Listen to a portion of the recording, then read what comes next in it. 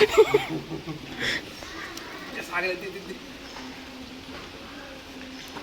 आज हम इसका अनबॉक्सिंग करने वाले माइक का। थोड़ा पोंछ लो, चमक रहा है।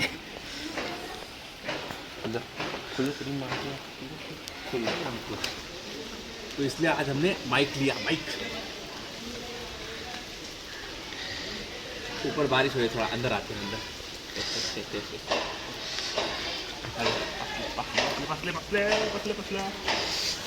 ये है कुछ कागज पत्र, हमने पढ़ते।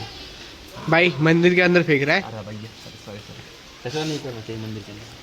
भाई हम लोग अभी सोमेश्वर के मंदिर में अनबॉक्सिंग कर रहे सोमेश्वर में, वो अलग बात है। ये है उसका कनेक्टर। हाँ, ये रिसीव करता है और ये ट्रांसफ़र करता है माइक। समझे? ना समझे तो हम समझाते हैं अच्छे से लगा के। तो इसको कनेक्ट करते हैं और फिर आवाज़ को अपनी आवाज़ सुनाते हैं। चलो, अच्छी सी आवाज़ है हमारी, बहुत खुश है। लगाओ। अब इसकी आवाज़ अच्छे से आ रही होगी, इसीलिए खरीदा है ताकि दूर से बात कर सकूँ आप लोगों से। तो ये बाबा सारा गिर गया था अभी तक। यहाँ तक आवाज़ आ रही है, यहाँ तक आवाज़ आ रही है। रुको जरा और दूर जाते हैं। यहाँ तक आवाज़ आ रही है, इससे भी दूर जाओ क्या? रुको जाता हूँ या बाबा।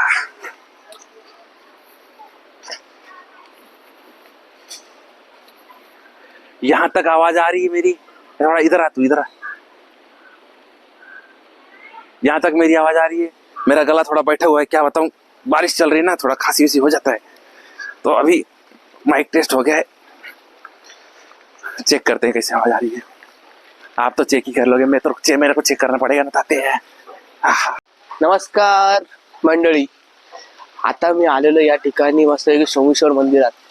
तर असंच पावसाचं वातावरण होतं, म्हटलं जाऊन कुठेतरी फिरून बघा।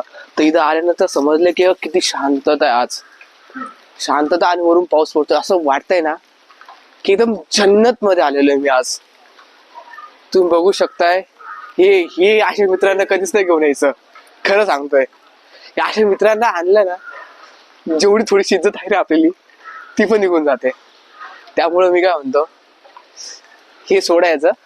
तर या ठिकाणी तुम्ही वातावरण बघा कसं काय, एकदम बेस्ट। नाशिक मध्ये म्हणता ना, नाशिकचं वातावरण म्हटलं ना एकदम खूप भारी आहे। तर यामुळे म्हणजे पर्यटक बी नाशिक मध्ये फिरायला येतात, ते पावसामध्ये। म्हणून सांगतो की नाशिकचे आशिक हे कोणी म्हणजे की एकदम बेस्ट यार। चला, या ठिकाणी आपण आलेलो आहे, थोडंफार मंदिरांमध्ये बघून घेऊ। या ठिकाणी रामाचं मंदिर आहे, एकदम पुरातन, म्हणजे की नाशिक मध्ये तरी ते खूप जुनं मंदिर आहे। एक मंदिर झालं, लक्ष्मीचं मंदिर झालं, आणि इथं सोमेश्वर महादेव मंदिर पण आहे।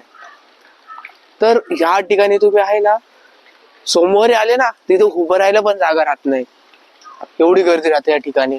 त्याच्यानंतर इकडे थोडस पुढे गेलं ना, तो गोदावरी नदी पण लागते। तर तुम्हाला आम्ही तिकडे पण घेऊन जाऊ, गोदावरी नदी पाहण्यासाठी। आज कसं एकदम मोकळं आहे, म्हणजे की कोणी गर्दी नाही, पावसामुळे एवढी येत नाही कोणी। तर तुम्ही आता पाण्याकडे गेलो ना, तर तुम्हाला दाखवतो की तिकडचं वातावरण।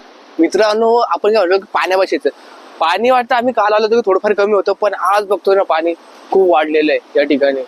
तुम्ही एकदा बघू शकता की एकदम धबधब्याचा आवाज एकदम भारी येतोय, पण नजारा तो आउट ऑफ कंट्रोल आहे। हे तुम्ही बघू शकता, या ठिकाणी तुम्हाला जवळ घेऊन लहान पोरं मासे पकडताय मस्त पैकी। लहान पोरांची मजा वेगळी असते। या ठिकाणी थोडेफार पर्यटक बी आलेत मागं तुमच्या।